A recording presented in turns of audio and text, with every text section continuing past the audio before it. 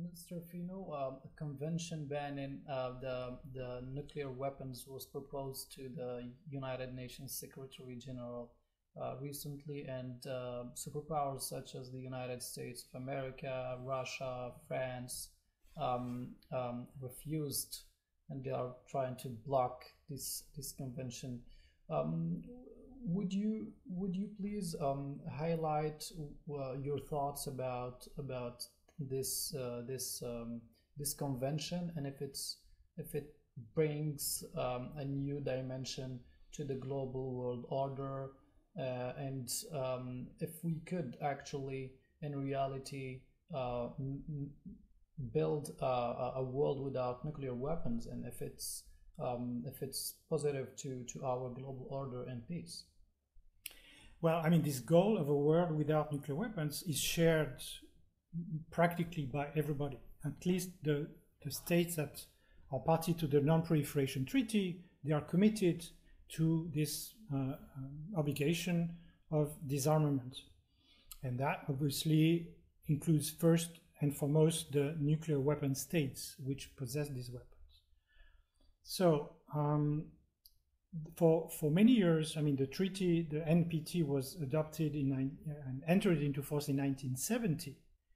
And this obligation of disarmament actually had this phrase: there was no time frame, but there was the idea of it has to happen at an early date. And this was back in 1970. And since then, of course, there have been several documents adopted, including by the nuclear weapon states, which committed themselves again to this goal of a nuclear-free world, nuclear weapon-free world. At the same time, some disarmament has occurred, either in a bilateral framework between the US and the Soviet Union and Russia, or unilaterally on part of France and the UK, for instance. But at the same time, you have new states that outside the NPT, like India, Pakistan, Israel, North Korea. North Korea actually pulled out of the NPT to acquire and develop nuclear weapons. So you could say that, in a sense, because the treaty has not fulfilled its main objective, which was disarmament, and to prevent the acquisition of nuclear weapons by new countries, it has failed in this regard. So that's why there was this frustration among the non-nuclear weapon states, lack of patience after so many years, and also among civil society, because if you look at the past 20 years, most initiatives in the field of arms control and disarmament came from civil society organizations. They're not initiated by government. To ban anti-personnel landmines, cluster munitions, to regulate the arms trade, and now to try to regulate also the use of so-called killer robots or autonomous lethal systems. All this came from civil society. And the main objective was to protect civilians in conflict, because, as we know, the civilians are, the majority of victims in conflict situations or armed violence. So the same logic was also extended to nuclear weapons. The other weapons of mass destruction, like biological weapons, chemical weapons, and some conventional weapons, have been prohibited because precisely they could cause indiscriminate victims among civilians. So why should nuclear weapons, which would cause the most devastating consequences among civilians, because they could not certainly be discriminated, why should these weapons be exempt, should be outside this process? So this is why you had this initiative from civil society to prohibit also nuclear weapons. Now, the reaction of nuclear weapon state has been to say, but how can you prohibit these weapons and not discuss with us the modalities of disarmament? Well, this has been tried for many years, here in Geneva at the Conference on Disarmament, which has been unable to agree on its program of work, precisely because the nuclear weapon states refuse to discuss nuclear disarmament in a multilateral framework. So this is why this has been done outside the UN.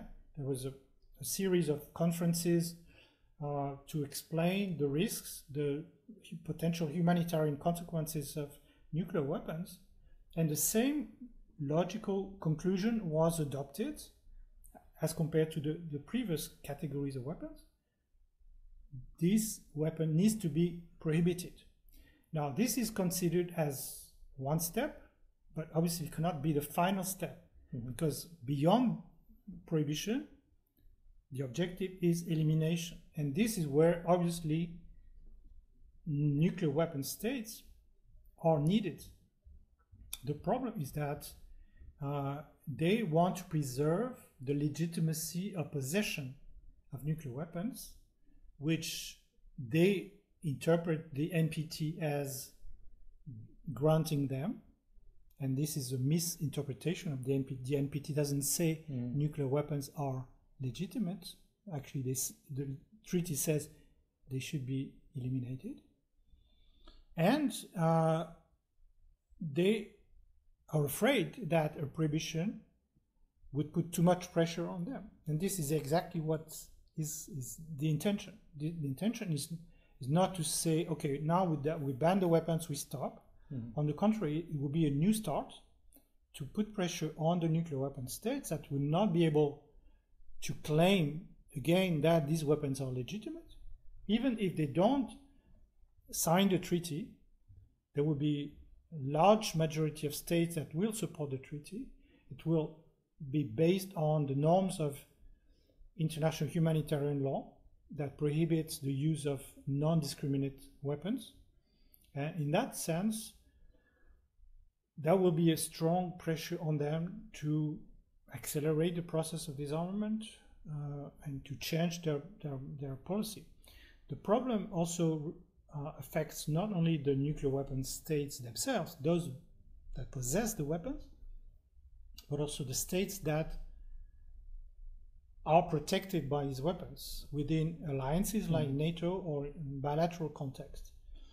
These states at the same time share the objective of the international community to eliminate nuclear weapons, but at the same time they're afraid that they may lose this nuclear umbrella, especially in a tense situation where they see that their security might be affected.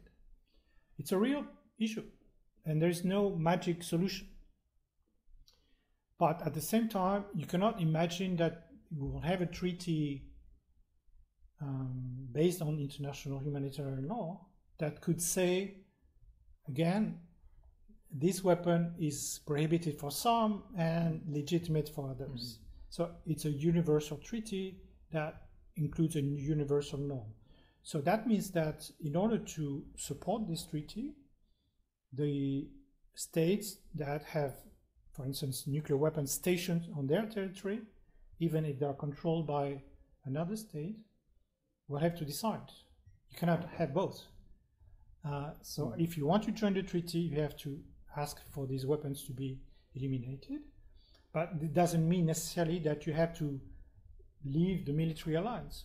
You know, there have been some cases like New Zealand, for instance, was in a military alliance with the US. They said, we are willing to remain in this alliance provided it's non-nuclear. So they asked the US not to use their territory to transit nuclear weapons. Of course, the US at the beginning reacted very negatively. They sort of kicked out New Zealand from the alliance. But later on, they reestablished a military cooperation, but non-nuclear. So it's still possible to do. Okay. Dr. Finot, we are very interested and focused on the Central Asian states and countries. And we know that all the states were post-Soviet countries. and Russia is one, or maybe it's the second superpower in the world, and it's one of the exporter of major parts of arms, and it has a major part of the market. Who